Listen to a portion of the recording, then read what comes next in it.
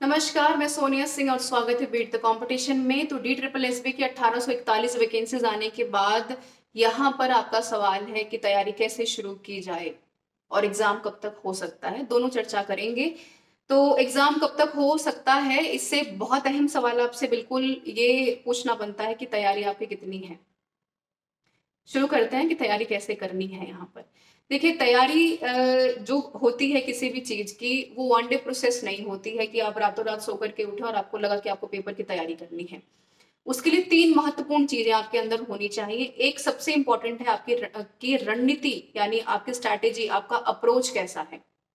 दूसरा सबसे इंपॉर्टेंट है यहाँ पर कंसिस्टेंसी, लगे रहना, तब तक लगे रहना जब तक ये पेपर हो नहीं जाता, आप यहाँ पर सिलेक्शन ले नहीं लेते। और तीसरा सबसे इंपॉर्टेंट है यहाँ पर कि आप क्या कब कैसे पढ़ रहे हैं, जो कि एक अहम रोल प्ले करता है। स्मार्ट अप्रोच चूज करनी इंपॉर्टेंट है आपके पेपर को क्वालिफाई करने के लिए।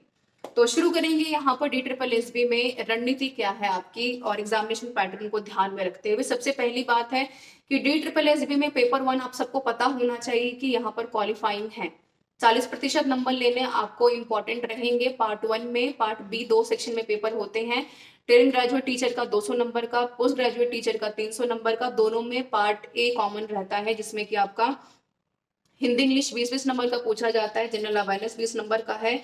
यहाँ पर आपसे इंटेलिजेंस यानी जनरल इंटेलिजेंस भी 20 नंबर की पूछी जाती है। न्यूमेरिकल एबिलिटी भी 20 नंबर की पूछी जाती है। कुल मिलाकर के अगर आप जनरल कैटेगरी से बिलोंग करते हैं तो 40 नंबर आपके लिए अनिवार्य हैं। अगर आप ओबीसी है तो 35% अनिवार्य हैं। अगर आप एसटी कैटेगरी से तो 30% यहाँ पर अनिवार्य रहेंगे।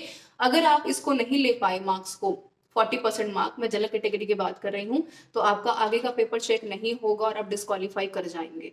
अब इसका मतलब ये नहीं है कि आप पूरा का पूरा जो अपना कमांड है पेपर वन को स्ट्रांग बनाने में लगा दें। बिल्कुल बैलेंस करना इंपॉर्टेंट है यहाँ पर। किसी भी जो है पेपर को क्वालिफाई करने के लिए सब्जेक्ट कमांड और कंसर्न सब्जेक्ट भी उतना ही आपके लिए इंपॉर्टेंट है जितना कि पेपर वन।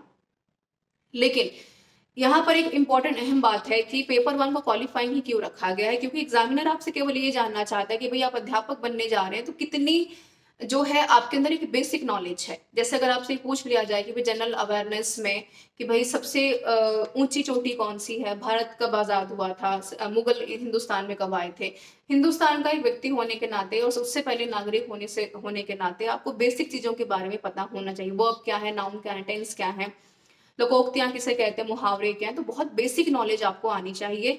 तो हिंदी इंग्लिश के लिए और जनरल अवेयरनेस के लिए मैं आपको यही सलाह दूंगी कि सबसे बेसिक किताब पढ़ना शुरू कीजिए। हालांकि मैं एक अलग से किताबों के ऊपर वीडियो भी बनाऊंगी। लूसेंट मैंने हमेशा कही है कि एक बहुत ही अहम और एक बेसिक किताब है जो कि आपको ऑथेंटिक नॉलेज से अवेयर कराती है।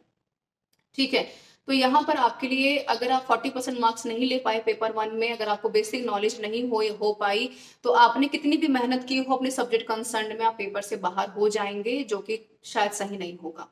तो सबसे इंपॉर्टेंट है कि बेसिक नॉलेज को जानने समझने के लिए अब तक डी ट्रिपल एस में जितने भी पेपर हमारे हो चुके हैं उनका एनालिसिस कीजिए। और इसके साथ साथ अगर आपको केंद्रीय विद्यालय, नवोदय विद्यालय और साथ में आर्मी पब्लिक स्कूल का अगर पेपर मिल जाता है प्रीवियस ईयर पे, तो उसको भी एनालिसिस कीजिए। हालांकि सारे के सारे पेपर्स मैंने अपने Telegram channel beat the competition पे भी अपलोड कर दिए हैं, तो वहां से भी जाकर के आप इन सारे के सारे पेपर्स को डाउनलोड करके उनका अध्ययन कर सकते हैं। इससे होगा क्या पीवाईक्यूज को पढ़ने से? इससे होगा ये कि आप ये जान पाएंगे कि एग्जामिनर ने पेपर का अप्रोच क्या चूज किया है। मैं ये नहीं कह रही कि क्वेश्चंस रिपीट होंगे, लेकिन ध्यान है कि कॉन्सेप्ट्स कभी बदलते नहीं हैं। ठीक है, साइंस में अगर कोई फॉर्मूला लगा है और अगर हिंदुस्तान की सबसे ऊंची चोटी एबीसी है, तो ऐसा तो नहीं है कि 2021 में पूछा हुआ सवाल आकर 2024 में बदल जाएगा। राइट, तो मैं इस अप्रोच और यहाँ पर कॉन्सेप्ट्स की बात कर रही हूँ, जो कि आपको ध्यान में रखना काफी ज्यादा महत्वपूर्ण और इंपॉर्टेंट रहेगा। दूसरा, बच्चे पूछते हैं कि कितने घंटे पढ़ाई करें और क्या हम यहाँ पर एक फिक्स टाइम टेबल बनाएं? तो बिल्कुल नहीं। देखिए, घंटों से पढ़ाई नहीं होती है। बहुत इंपॉर्टेंट है कि अगर आप 3 घंटे भी पढ़ रहे हैं तो उस 3 घंटे में आपका 1.5 घंटा अगर आप पढ़ाई कर रहे हैं, रीडिंग कर रहे हैं किसी चीज को, तो रेस्ट ऑफ द 1.5 घंटा प्रैक्टिस करनी आपके लिए बहुत इंपॉर्टेंट है। प्रैक्टिस अगर नहीं कर रहे हैं, मैंने हमेशा बोला है कि पेपर को क्वालिफाई करने का एक ही अप्रोच है, 60-40 रेशियो। 40% आपकी यहाँ पर प्रिपरेशन, कितना पढ़ा थ्योरी को, और 60% क्या है, प्रैक्टिस कितना किया आपने। क्या आपने सवाल सुलझाए, क्या आपने पीवाईक्यू देखा, क्या आपने क्वेश्चंस की प्रैक्टिस की, क्या आपने ये देखा कि 2019 में कैसे सवाल पूछे गए हैं। ठीक है। और क्योंकि 40% की बात है और नेगेटिव मार्किंग है यहाँ पर 1/4 की, तो कितने सवालों को आप सही कर पा रहे हैं, क्योंकि उसका कोई फायदा नहीं कि आप सब कुछ पढ़ करके जा रहे हैं और पेपर में जब आप बैठे तो आपने अच्छा स्कोर करने के चक्कर में बहुत सारे क्वेश्चंस को गलत कर दिया और आप पेपर से बाहर हो गए। तो ये गलती नहीं करनी है। तो सबसे महत्वपूर्ण बात, रणनीति आपको चुननी है। कितने घंटे आप पढ़ना चाहते हैं, कहाँ से पढ़ना चाहते हैं, कैसे पढ़ना चाहते हैं, लेकिन आप 1 दिन का समय, 2 दिन का समय, 1 सप्ताह का समय लेकर के इस चीजों को फिक्स कर लीजिए और आने वाले 3 महीने तक, जब तक ये पेपर हो नहीं जाता, उस पर अड़े रहिए कि आपको ये करना ही करना है। ये नहीं होना चाहिए कि आप हर चौथे दिन में रणनीतियों को बदल रहे हैं। आज 4 घंटे पढ़ लिया, कल को एनसीईआरटी पढ़ ली, परसों को कुछ और किताब पढ़ ली, तो ये नहीं करना है आपको। क्योंकि सबसे अहम रोल पेपर को क्वालिफाई करने में होता है आपकी किताब, आपका प्रैक्टिस बुक, आपके PYQs और आप कैसे पढ़ रहे हैं और आपकी कंसिस्टेंसी कैसी है, जो काफी अहम बातें आपके लिए रहेंगी पेपर को क्वालिफाई करने के लिए। तो मैं आपसे बस यही शुभकामना के साथ इस वीडियो को खत्म करूंगी कि सबसे पहले सिलेबस को उठा लीजिए, क्योंकि पेपर में कोई पैटर्न में कोई बदलाव नहीं है, वही पढ़ना है। एनसीईआरटी से ही जुड़े सवाल आपसे पूछे जाएंगे।